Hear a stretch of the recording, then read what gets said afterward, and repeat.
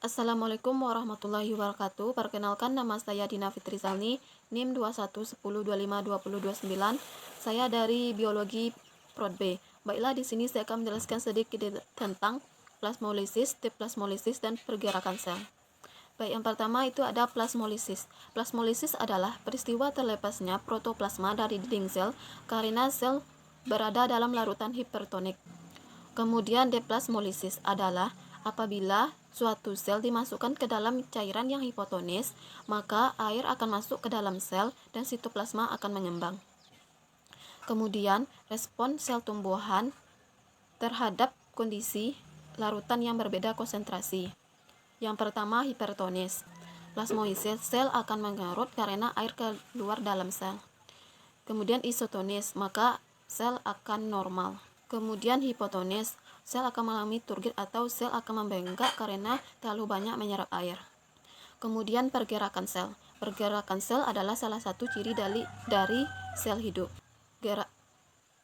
Gerakan ini disebabkan karena adanya aliran sitoplasma. Tujuan dari gerakan ini adalah untuk mengirim nutrisi dan informasi genetik. Kemudian ada dua gerak atau aliran sitoplasma. Yang pertama ada gerak sirkulasi. Gerak sirkulasi yaitu gerakan yang lebih dari satu arah atau gerakan yang seakan-akan tidak menentu. Gerakan ini dapat dilihat pada sel yang memiliki vakuola yang kecil. Contohnya pada filamen atau tangkai anter pada tanaman Rhoeidiscolor.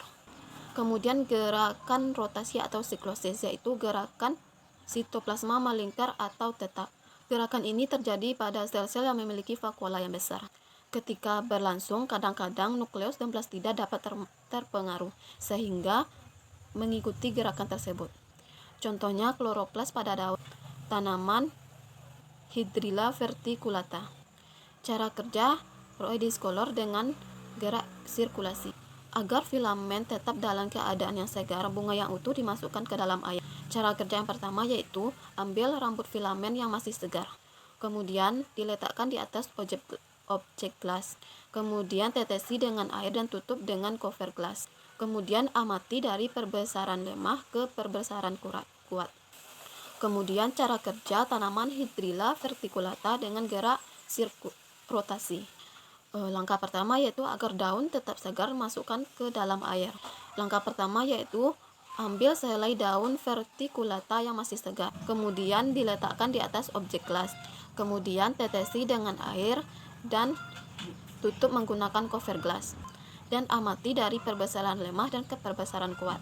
Jadi untuk cara kerja gerak sirkulasi dengan gerak rotasi, cara kerjanya hampir sama. Baiklah, itulah sedikit penjelasan saya tentang plasmolisis, deplasmolisis, dan pergerakan sel. Sekian, terima kasih. Assalamualaikum warahmatullahi wabarakatuh.